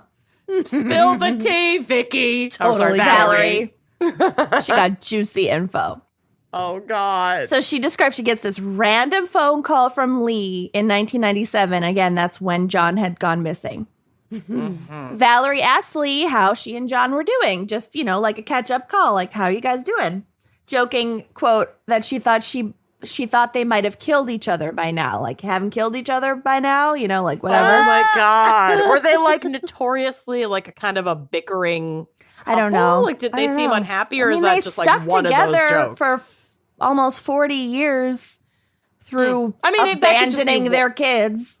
True. Through Together. thick and thin, other than parenthood. And Okay. 4 different countries. So I don't know. Lee responded, quote, "Oh, I have killed him. I hit him over the head with a stone frog." That's specific. Valerie assumed this comment was a joke at the time, but she still remembered it more than a decade later and Because told it's a really police. fucking weird thing to say. Also, I'm 99% sure we had one or two little stone frog garden statues in our house in Connecticut. I have a stone frog. He's standing on his back legs playing a saxophone. I think one of ours was fishing in a little You're pond. never going to look at it the same way again because it's the murder weapon. upon learning of this phone conversation, police reached out to the neighbor, Michelle, the current neighbor, who had inherited many of Lee's possessions, including the fucking corpse of her dead husband. The medical skeleton. To ask it if right. a stone frog was among these possessions. Sure as shit. I'm sure it was. And in fact, it was. Oh my God. Well, it's Michelle a had, nice frog. You're not going to get rid of that. Michelle had expensive. found a garden ornament in a Knew shoebox it. alongside several other random items that she had yet to sort through. And Lee had apparently kept the stone frog on her bedside table for years after the murder. Oh This is my amazing. God. This is fucking amazing. Oh. I told you I love my case. Oh, She is God. unbelievable. I hate that they abandoned their kids. Yeah, she's a But nightmare. I love them so much. And it There's- also kind of makes me feel less bad that he got murdered because he's a fucking child abandoner. So So it was is what it she. is. So was she. Well, yeah. She died. Well, yeah. She died of brain cancer. In old age. There's a photo of the stone frog murder weapon on the drive. like the actual one? Yeah. Oh, it's so cute. Oh, that's cute. I would have that on my table too. That is adorable. Yeah. Oh, it's small. Ooh, I bet I have it's a really wooden heavy. frog ornamental statue in the other room. Anyway, yeah. Pathologists examined Wow. the stone frog and found the distinctive shape of its leg and eye to be an exact match for the cluster of skull fractures on John Sabine's head. Bugging out eye and the back leg. Fucking that fit like a puzzle piece right in there. Oh my God, this is Holy so bizarre. This is so weird. Chief Inspector Morgan had stated that based on the evidence available, he believes Lee killed John during a heated argument and then kept his body stashed somewhere on her property for 18 years periodically adding new layers of plastic when it began to smell. Oh my God, that's why it was so thickly wrapped. She was adding more. I bet he was juicy in there. Stop. However, police were they opened it and it's just a soup with bones in it. Police were never able to discover either the exact location of where she killed him or where she had stored the body all those years, because like they didn't find like a place where like blood had pooled. I'm guessing it was in the backyard and nobody saw. Yeah, she killed him in the garden. With the stone frog. Yeah. With the stone frog. It and was then Lee kept the in stone the garden frog with the on her stone bedside table from then on. And then memorialized her murder weapon so she could look at it every night and have sweet dreams. When did she kill him and when did she die? 97, she killed him. Yeah, she killed him in 97 and she died in like 2015, I think. Holy Amazing. shit. She had a whole Almost life without 20 him. years. Yeah. Being the neighborhood psychic. Yeah. According I to love her. the inspector, quote, "We did meticulous forensic work, but nothing. It was an immaculate house." So I think it must have been in the garden. She had plenty of time. Back in New Zealand, the Sabine surviving children struggled to come to terms with the fact that not only had their parents abandoned them, but their mother had then murdered their father. Steve Sabine, one of the grown sons, the surviving son, told reporters of his parents, quote, "My father was a good man, a soft-hearted man, but she was a conniving bitch." His feelings are totally valid, and it is very possible that she was the driving force behind abandoning the children. However, John is still responsible. John is still an autonomous human man who could have stuck by his kids, and he fucking didn't. Yep. But I don't blame Steven for being like, I need somebody to fucking blame. My life has been nothing but trauma, and my parents left me, and I've gone through hell. He can feel however he can feel wants however to he feel. wants. Yeah, I would exactly. be so unbelievably bitter if I were my one God. of those kids. Yeah. Yep. 1,000%. Especially because then not only did they have the trauma of the abandonment, but then they had the ongoing trauma of like their abuse at the hands of their foster families, like just really. And then one of their siblings died by suicide. Yeah, and then mom and dad pop back in once For like a randomly hot sec, for a hot and then second. leave. Extra Then fuck leave. you. Then they find out that their mom is a fucking murderer. It's a lot to unpack. Yeah. Jesus. All right. This is maybe the weirdest part. What? A year before Lee died, her adult daughter Jane decided to write her mother a letter to make one more attempt to establish contact after all those years. Okay. So this is the same daughter, I think, that whatever. She'd maybe reached out to years prior. Okay. In response, Lee sent Jane a card with an image of a phoenix rising from the ashes. Inside was the following cryptic note, handwritten and in all caps. I love a cryptic note. Let's go. Quote, "Like the phoenix, I will arise from the ashes, and sleep will obey me and visit thee never. For my eyes are upon thee forever and ever. I have served my life sentence of shame and blame. Now it is your turn to do the same." Is she cursing her on a postcard? Signed, your nemesis, Anne Lee Sabine. Girl, you're crazy. That was the last contact any of her children had with her. She sounds like she had some definite mental health problems. That But putting is that so aside, fucking let's try to weird. decipher this. It's- Sleep will obey me, so you'll never be able to sleep again Right. It's like a curse. For my eyes are upon thee. I'm watching you. forever. I've served my life sentence of shame and blame. Yeah, okay. I've done my penance for Feeling abandoning guilty. you and killing my husband. Now it's you your turn. have a sentence of shame and blame. It's a total curse. It's a curse. Your Wow. nemesis. Imagine Ugh. getting a note from your mom. Okay, And well, that would be signed, hilarious if your my mom nemesis. sent me that. But under this context, not hilarious at all. You should make your mom, the next mug you make for your mom, Done. Signed, your nemesis. Your nemesis. Amanda Dawn Jacobson. Amanda Dawn Jacobson. your full name. Done. Oh my Yeah. God.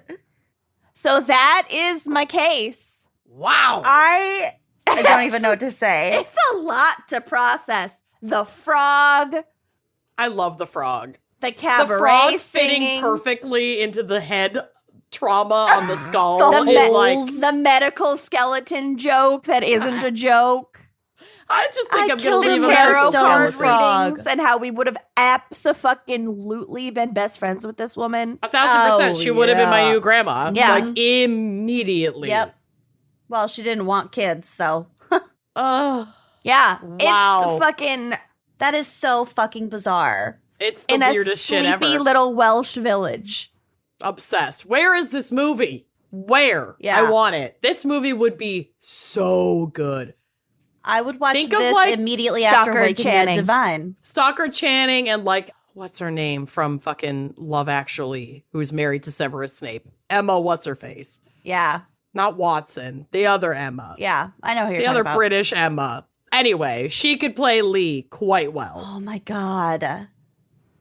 Bravo. Jesus Christ. Bravo. Bravo. Yeah, so that's my case. Shyamalan twists on twists. Good Incredible. fucking work. Oh my God. Bless it. I'm going to go Well- take a picture of my frog statue and put it on the drive. It'll be on Yeah, the I need to take Well, a picture.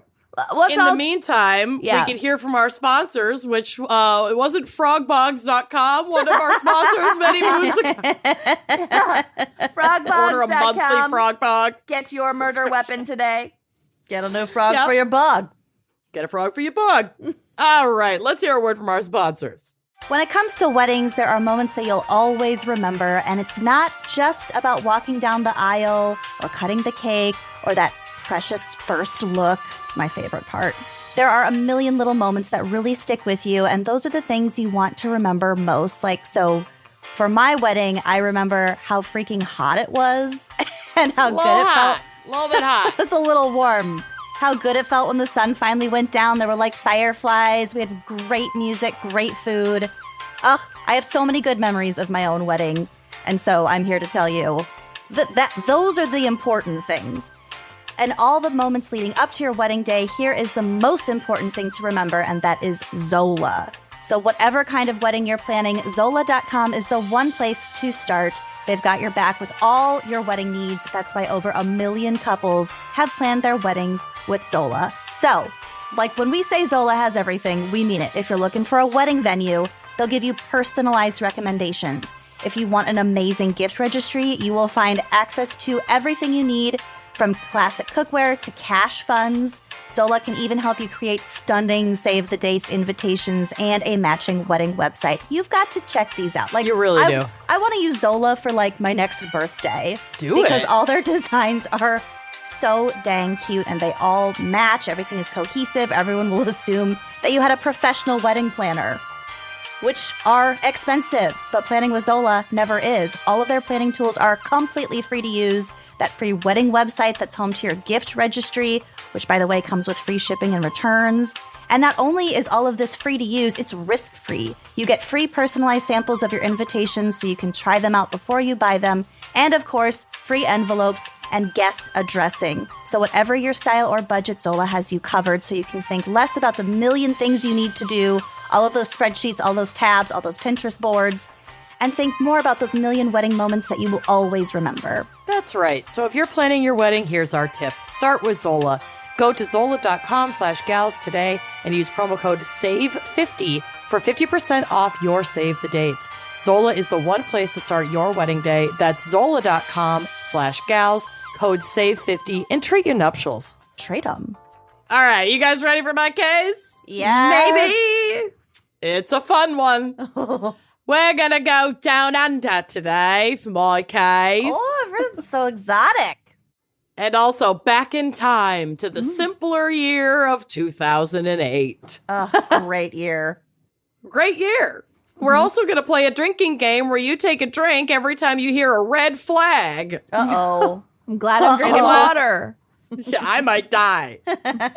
And while we can see what the twist is here from a mile away, there are still some exciting, things in this case that you might not see coming at the end. And the victim in this case absolutely did not know what the fuck was going on. So I am declaring this still applicable. Okay. Here we go. Still A young- Episcopal. Episcopal. Episcopal. A young, devoutly God-fearing couple drink. Yeah. Yeah. Absolutely. Hold on. I need like I'll do this. Get for some red water. flag. Yeah. Yeah. Do you have a little flag? Oh, perfect. Okay. Yeah. Oh, red flag. 22-year-old Julian Buchwald and 17-year-old Carolyn Watson Drink. Oh. We're living separately, thank God, because she was still in fucking high school. Drink. Isn't that water? It went down the wrong Her body's pipe. rejecting it. It's rejecting Because it. This it's isn't water. alcohol. This is a lot of Sauvignon water. Blanc. I drink a lot Mango of water. White Claw. I do have White love Claws it. in the fridge. Dang it. Oh, well. Well, you can run a great one. Anyway, Fine. just outside of Melbourne and had been dating for 2 years. So when she was 15 and he was 20, they started dating. What is he, my Dane God. Cook? I was just going to say that. Did you fucking So- see that? Yes, it's fucking He was 45 disgusting. when he His started long time- dating her and she was 18. Well, Tur- when well. he publicly started dating Yeah, her. he Don't met her even when think she for was a younger. fucking second that they didn't have some kind of, he was grooming her. I can't. You guys, everything is trash. Yeah. Oh, may they live a long and happy life. Okay. The only silver lining, though we can't even really we can confirm this kind of. Like, I believe her. I believe Carolyn is all I'm going to say. The only silver lining is that because of their equal devotion to God, they had made the choice not to have sex until marriage. Which, like, red flag, but at least they're not having sex, penetrative sex. But devotion to God, red flag. Yeah, red flag. But it's still fucking vile, and that silver lining is, like, basically one stray gray hair on an incredibly statutory head. So, anyway, Julian planned an afternoon date for the two of them to go to the countryside and have a picnic lunch at a picturesque location by a waterfall. Which, like, honestly could be kind of a red flag. Right? Afternoon date. Tough. Unless you have a hard out. Zodiac-y. So on the way there, the couple stopped briefly on the side of the road in a remote area to investigate a seemingly injured animal just off the road. Ew. This is a red flag moment, but also one that I would completely do. Yeah. Like, if I saw a hurt animal Or somebody said, hey, pull over, there's a hurt animal. There's a dead I have animal. puppies in my van. Right. I'd be like, cool. So I'm drinking, but it is a red I flag. feel like you shouldn't pull over to investigate a hurt animal unless you're prepared to put it out of its misery. Well, totally. But that's neither here nor there in this situation. I'm just saying. Yeah. So while pulled over, Julian wandered toward the tree line to investigate and then, like, disappeared into the woods. Oh, good. And a man in a mask, like a balaclava, totally covering his head, came up around on the other side of the car, grabbed Carolyn, stripped her down to her underwear, tied her up, and put her in the trunk of the car that they had been driving. Was she Jesus. screaming for Julian? Like, what I'm the sure. fuck? Probably. She's being fucking kidnapped in the middle of the woods. Wow. Scary. The car then drove away, and Carolyn had no clue if Julian was in the car or if he had been just left behind in the woods. If he was dead or whatever. Right. No idea. Kidnapped in his own way. So about an hour later, the trunk is opened. So there were a couple different versions of this. One was that the trunk is opened and it's Julian who opened the trunk and pulled Carolyn out. Another is that the masked assailant dumped her on the side of the road and drove off, and then Julian came and untied her. Either way, Julian is rescuing Carolyn. Okay. Okay? All right. He unties her, saying that he had gotten free from their abductor and was there to rescue her. She trusted him and was terrified, so she went with him and they took off into the woods. They're both nude, or like only in their underwear. He's like bloodied up. Like, Jesus. she's like, oh my God, okay, yeah, let's run. Like, they might be after us. We got to get the fuck out of here. So once they got a safe distance, Julian explained to Carolyn that the man who kidnapped them, like, was talking to, there was like either one or two, he claimed there were two assailants, and that he heard them talking about how they were part of a satanic cult that was bringing them back to the cult leaders for a ritualistic sacrifice. For God's sakes. That doesn't happen. Right. The pair wandered, literally exposed, almost completely nude, in the Australian bush wilderness for 6 days. No. Oh my Before- God. Before a farmer stumbled upon them. During that 6 days, Julian constantly pressured Carolyn to marry him and like just in the woods before God. Naked. And have intercourse in order to stay warm. Ew. Drink. Come on, baby. We're going to die anyway. We're like Adam and Eve. Oh Or my we're God. gonna die if we don't do this. Now, while it's unclear if he did successfully coerce her, many publications said that he was not successful. And so I'm choosing to believe that. I also think the information was kept intentionally vague because she was a minor at the time that this Yeah, happened. and it's nobody's fucking business. It's nobody's fucking business. But either way, he spent 6 days trying to fucking rape a teenager in the woods. And from what I understand, from what I read, she refused and said, no, not only is that against my religion, but my parents will be so pissed if we get married and they're not there. And also, like, can we focus on survival for a second? getting like, out of like, the woods. Can you fucking Hi. eye on the prize here, Priorities. dude? Yeah, focus There up. are other ways to stay warm besides fucking. Yeah, Yeah. like a lot of them. God. So when they were found, police really did not believe Julian's version of events at first. And like he sort of threw them off because he made this attempt to make it look like a real kidnapping by leaving a note covered in curious satanic markings at Carolyn's house for her parents to discover, claiming to be like the kidnapper. How and did saying the that kidnappers Carolyn know they were going to pull over at that spot?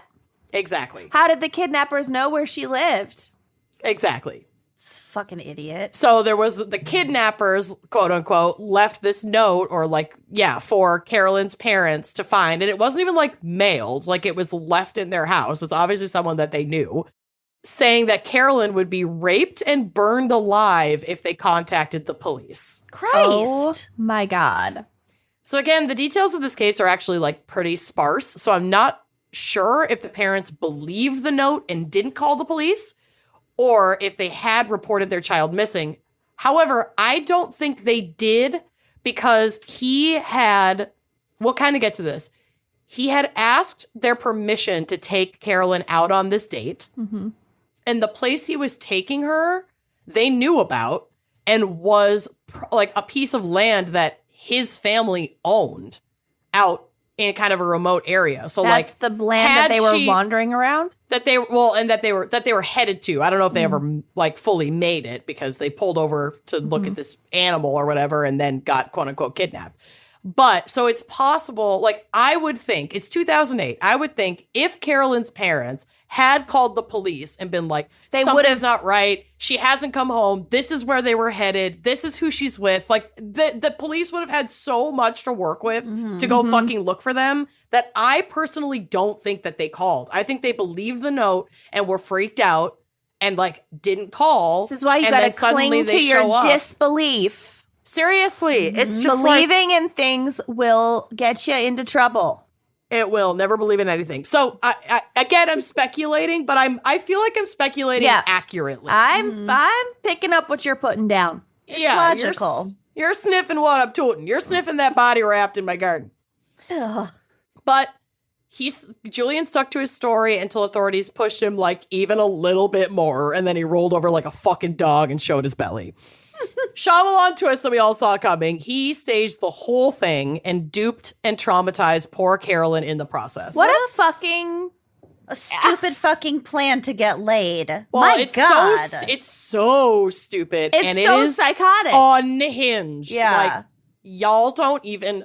I'm about to tell you everything. It's bonks. And it gets more bonks.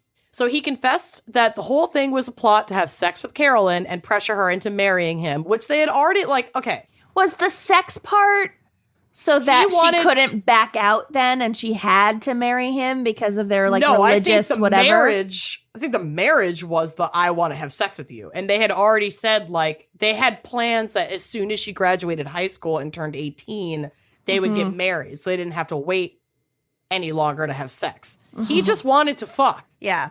Oh my God. I don't think he actually gave a shit about marrying her. She was just like really strong in her values. Yeah. And so he exploited that and then they could have died so many times out in the wilderness, and we'll get to how, but like he completely exploited and manipulated their very dire circumstances that he fucking orchestrated and could have ended at any time. To just be like, God is watching. We're in this like outdoor chapel of the Lord. We can get married in the eyes of God and then have sex. Like, he didn't give a fuck about getting married. Oh, God. He just wanted to have sex with her. He's a fucking pedophile. He's 25 at this point. It also She's doesn't- 17. It's not legitimate if you just get married in the woods by yourselves. No, it's Like, not. Anyway, and Carolyn wasn't having it. She was like, fucking no, sir. No, I'd like to live. Thanks. Yeah, that'd be great. He confessed that on the morning of the date, he went to the property where he was planning the picnic, a property that his parents owned, to hide gloves, a balaclava, a jacket, a yellow blanket, ropes, duct tape, and military pants. He had gone into the woods to, quote, investigate the hurt animal, changed clothes, snuck back up to the car, and staged the entire kidnapping. He had even planted a deer skin near the road to prompt pulling over to look at the harmed animal. Which is like, all of it's giving me like The Village vibes, kind of. This Like, just could be creating a this entire Shyamalan universe. short film. Yeah. Yeah. Oh, yeah. Yeah. Ugh. So here's a more detailed retelling of the events from an article on theage.com. And the article has the greatest headline ever, like worthy of a Leslie Knope Parks and Rec's like Gazoixpo. The fucking headline is, quote, nailed, bailed, jailed, then derailed. The bush plot that cost a man his country. Oh, my God. The drama. Love that. I can't even in this follow article- that. Okay. It's really good. So in this article, the poor girl listened. It says, this poor girl listened as her kidnapper dug holes to bury evidence. She thought she was to be raped and buried alive, a reasonable fear when the man in the balaclava used his knife to cut off her clothes. Oh my fucking God. Yep. He is oversexed. I don't He's like it. insane. Yeah. He's a fucking insane, like, incel psycho. Predator. Yeah. And, like, they met at church. This is a detail that I read about but didn't include in here, but I'm just going to say it now. They met at church and they were, like, so intense with each other, like, specifically him with her. Love bombing. That, like, their youth pastor, even though fucking Julian is an adult, but, like, their pastor at this church was like, hey, maybe you guys should pump the brakes and, like, cool off for a little bit. She's not even 18 yet. Like, hey, man. And not that the church did fuck all to truly intervene, but, like, even if the church is like, hey, maybe chill, then you know it's fucking bad. yeah. And so they took, like, a month-long break in their relationship, and it sounds like this plot was part of his, I want to expedite this process and get back together with her. Oh, my God. He is so this came fucking on- gross. Yeah, this came after, like, basically he's clinging to this relationship because he thinks it could end at any moment, that she's going to be over it, which she pretty much was. So Buchwald then cut off his own clothes and lay down 2 meters away, and she's blindfolded and tied up. He called out in a weak voice, pretending he was also a victim of the kidnapping before untying her. He had scratched his head when he jumped in the car and decided to leave the blood on his face to support his story. When she saw him, she thought he looked like Dracula, she said later, because he would, like, you know, head wounds can, even if they're bleed not a that lot. bad, can bleed a lot. So he was probably, like, really bloodied up. He urged her to grab what she could and run, shoving a sleeping bag into her arms. They plunged into a freezing river. This is May in the Australian bush. It's not like a hot summer. yeah. She soon found she was carrying a sleeping bag cover containing a toothbrush and half a pillowcase filled with desiccated coconut, I guess, as like toothpaste. So, yeah, like, so you're prepared? Like, the Yeah. kidnappers came prepared? Right. I don't know. The bizarre Buchwald had a knife, a shovel, and 1 jar each of peanut butter and tahini. When this article was written, they were protecting Carolyn's identity because she was underage, so this calls her Holly, but that's not her name. Buchwald told her he bravely fought 2 kidnappers until they smashed him in the head with a metal rod and then stuffed him in the car, leaving him unconscious and vomiting blood. for the next week. That's right, a week. And then they stumbled left, and then I was able to untie myself and untie you. and get to you, and now we're running away and from grab the tahini and run. Yeah, pretty much. Like this is a Trader Joe's. Yeah. Really. They stumbled barefoot and naked around the bush to avoid their kidnappers. It rained as they repeatedly crisscrossed a freezing creek, sheltering at night in the sleeping bag that he said was dropped by their tormentors. And just one, so we have to cozy Yeah, we have up to in share. His is a sleeping bag. Hers is just a sleeping bag cover full of provisions that she's carrying. The fleeing couple took the most rugged routes to deter the non-existent pursuers. So he's convincing her not to go back to the main road. Yeah, like then let's climb this and let's Yep. One night he suggested they have sex to keep warm. She refused. On night 4, he said as they were likely to perish in the cold, they should marry in the eyes of God before they died. Again, she refused. I just can't even imagine being horny when all you've eaten for 4 days is it's tahini and peanut butter. Tahini and peanut butter, and you're freezing and you're water naked and like you're covered in blood. Like, No. how is he even horny? I don't know. At this point, he was what, 20, 24, 25? I was horny under some really ridiculous circumstances in my mid-20s, but still, and he's a man. I just put nothing past them anymore. So she's like, no, I'm not going to marry you. I'm not going to have sex with you. My parents wouldn't approve. Realizing his plan was now as damp as the sleeping bag, he returned to the dumping point, dug up their damaged clothes after claiming that he had stumbled on the kidnappers' hidey hole. So he starts leading them back to their original that spot. It's not going to work. He's not going to get what he wants. I'm going to get us out of this now. Ugh, be the hero. So, yeah, now semi-dressed with the clothes that they had dug up, their original clothes, they walked out of the bush to be picked up by a passing farmer in a utility vehicle. So they went back to that main road, and this farmer drives by, and it's what the fuck are these filthy kids doing out here? I can't. So he was charged with kidnapping and held on bail ahead of his court date, which he posted, and went to wait out his appearance at home. Or so we thought, until his court date came and went, and Julian was nowhere to be found. Check the bush. Check the bush. Check the trunk. That's not what happens. Julian Buchwald, a blonde-haired, blue-eyed man who was born in Germany, but blonde-haired man, a blonde man, who was born in Germany but came to Australia with his parents when he was still an infant, had some connections abroad and thought if he could just get out of Australia, he could escape the certain doom of his imprisonment. Of course, this idiot doesn't know anything about extradition. Right, exactly. But he knew it would be too traceable to escape as himself. So instead, he obtained a fake passport that depicted him as a man of Indian descent. What? Shyamalan Twists, he's fucking German. Drink. Oh my God. Blonde, blue-eyed, but he got an Indian fake ID. Yep. So to fit the role, he dyed his moron. blonde hair jet black, as well as his eyebrows. In the film of this story, this would be played by M. Night Shyamalan. I mean, it wouldn't, though, because he did this so badly. Yeah, the guy selling him the fake ID. Right. Yeah. Would The be guy M. Night selling him the Shyamalan. fake ID could be M. Night Shyamalan, for sure. Or the picture on the ID is M. Night Shyamalan. Oh, and no, no, this no. guy is trying to. Well, maybe, of the original ID is M. Night Shyamalan, and he replaces it with this. Yeah. He darkened his skin with fake tanning lotion. Oh, stop. Of course, All he had of to which- add one more fucking. Fucked up, problematic, bullshit, red flag. Yeah, he's a racist. All of which was executed quite poorly. And yes, there is a photo of the passport on the drive. Thank God. With his bad, racist costume. He's just blotchy and red. What? He looks like Justin Long. Ew, Yeah, the that is actor. gross. He doesn't. Yeah. He, It's not what? working. That doesn't look he like an just Indian looks man. red with a No. middle part of black hair. Yep. Good try, my dude. Yeah. He didn't wait long enough for the tanner to develop. He just rubbed it in so hard his skin turned His skin red. turned red. Yeah.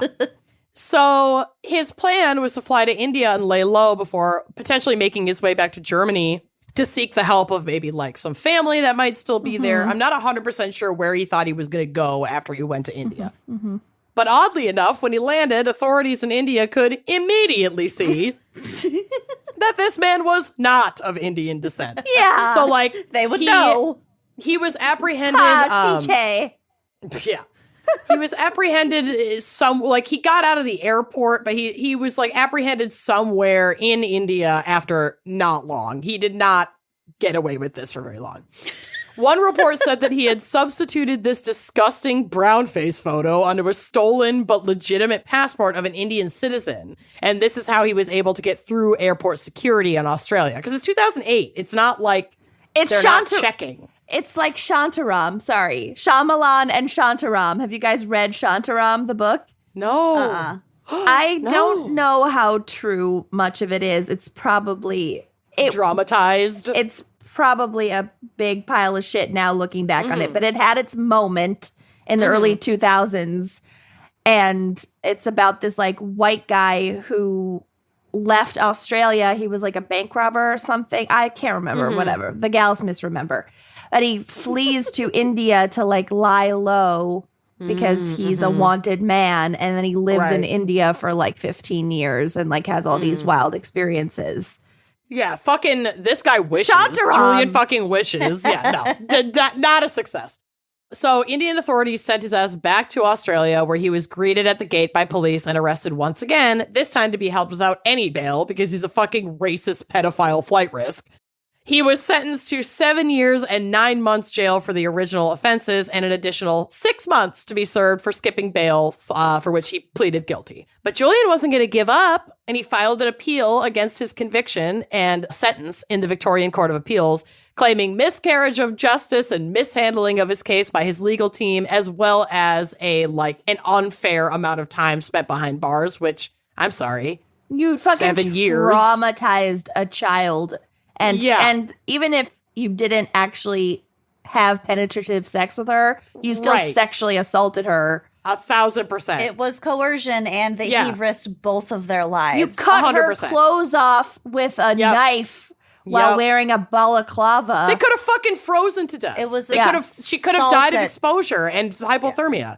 So it was refused unanimously by justices whose names are not important, justices in Australia, who found that there had been no substantial miscarriage of justice and that the sentencing had been more than fair. And frankly, I think it's a slap on the wrist for the kind of shit this fucking guy did to this poor girl. And then he tried to run away and all he got was 7 fucking years and 6 months. Yeah. Like, fuck you, whatever. So I'll finish this out. He served his sentence in Australia. I'm not sure where he is now. One article I read said that Julian was deported back to Germany because he was born there and didn't have full singular Australian citizenship. And now he might have felon, had dual and citizenship, so they're and now he's a felon. Out. Exactly. So they sent him back to Germany after being released from prison in Australia, which would be a big change for him because he grew up in Australia. He only speaks English. He doesn't speak a lick of German.